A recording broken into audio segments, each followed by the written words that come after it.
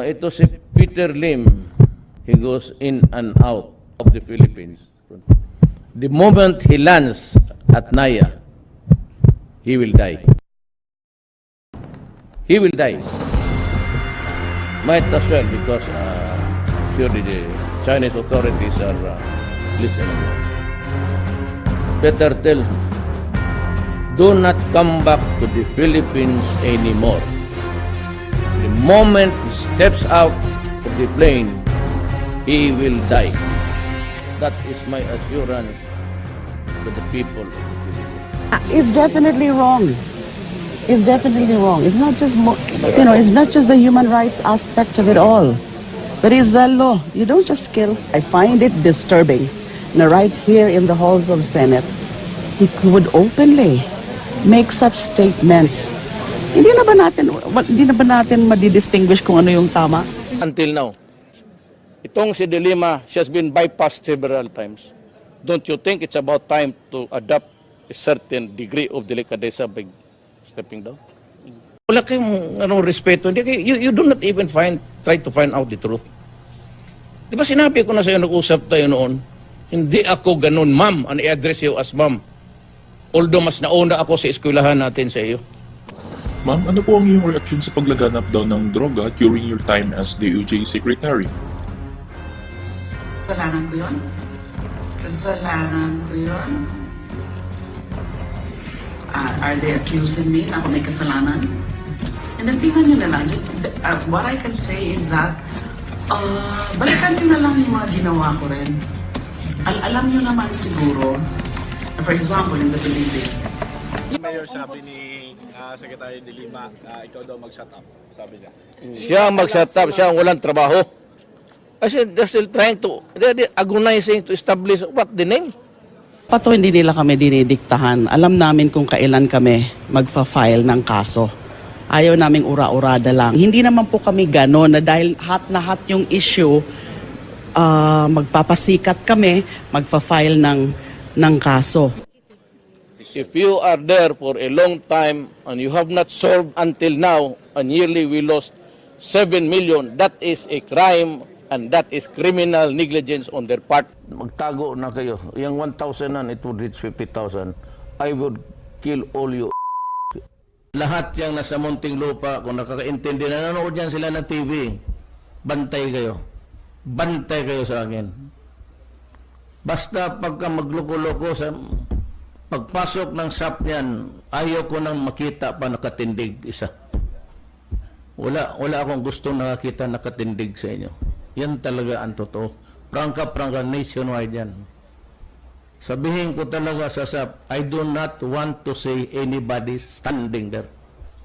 Look, kung nandyan na kayo sa prisuhan namin, matagal naman kasi yan eh. Panahon pa ni De Lima yan, I warned her, because take care of your own backyard because there's shabu being cooked there. Ay, niwala. Pero kami ba, huwag ninyo kaming problemahin. Huwag mo naman akong pahihain. Presidente ako, may jail ako dito, na nakakalabas kayo, kumakuha kayo ng babae, nag-good time kayo, nakainom kayo, may baril pa kayo, nagluluto pa kayo ng shabu. Hindi na pwedeng magbura kasi malapit na ang inauguration eh. Those statements of his, at the very least, annoying and definitely disturbing. I mean, ano bang klaseng mga statements yan? Katawa-tawa tayo sa international human rights community. Kung sasang-ayunan ho natin yung ganyang pananaw, katawa-tawa talaga tayo as a society. And international organizations like Human Rights Watch, they take these things seriously. Pero tayo, yung iba sa atin natutuwa pa. Lalong ina-idolize si Duterte because of that kind of a stance. But is that right? Hindi po tama yun. Killing is killing, no matter what. Killing is killing. And therefore, then he must be held criminally liable. Shut up niya ako. Ay, I cannot shut up.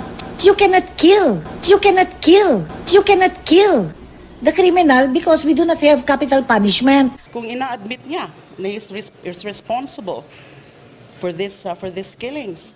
And I'm just really being consistent because I used to be the chair of the Commission on Human Rights and I'm a human rights advocate and defender. Sinagasaan mo ako na sa power ka, sasagasaan kita. You better stay there, DOJ, until the end of time. Talagang I've been really raising hell against this phenomenon called Davao Death.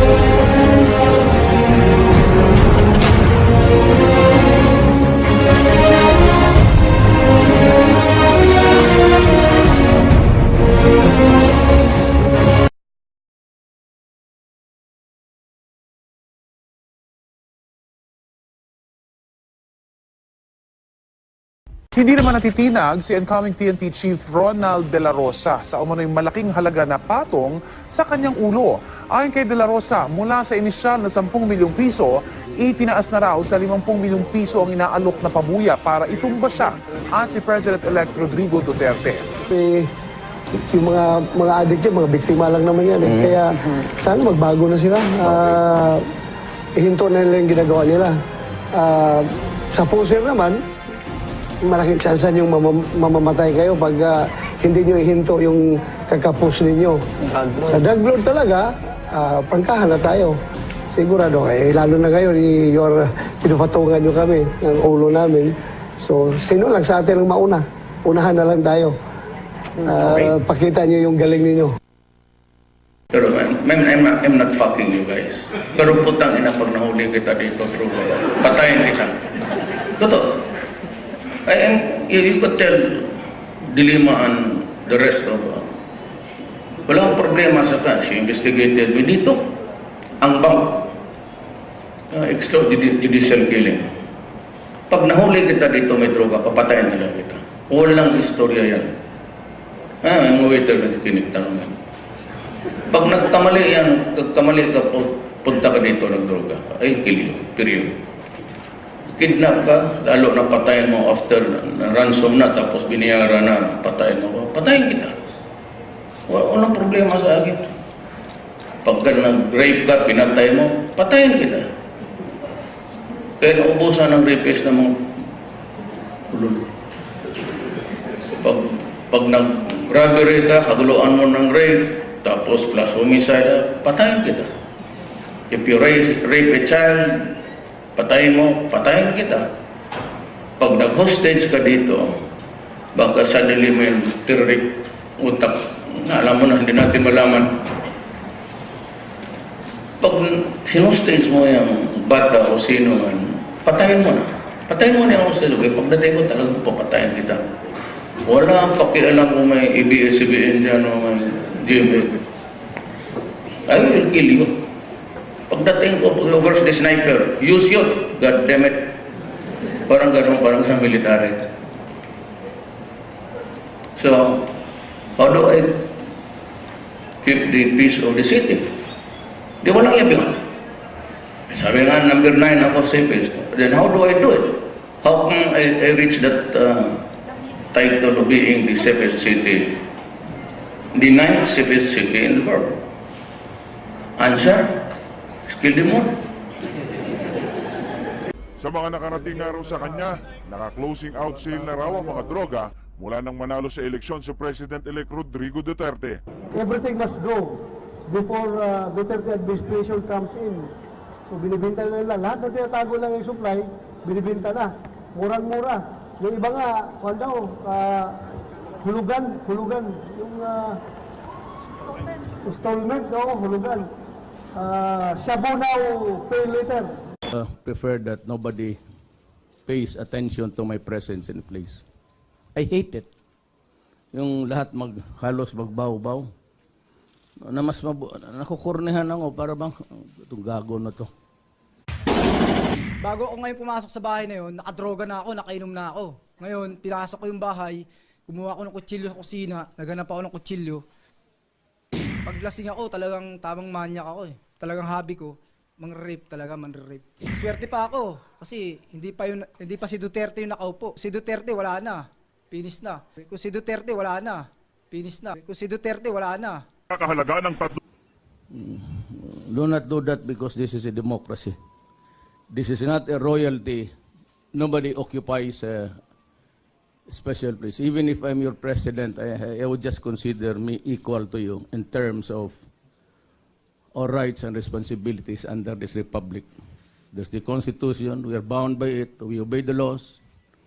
But there are things in this government which I had to do because I was the only one who could do it.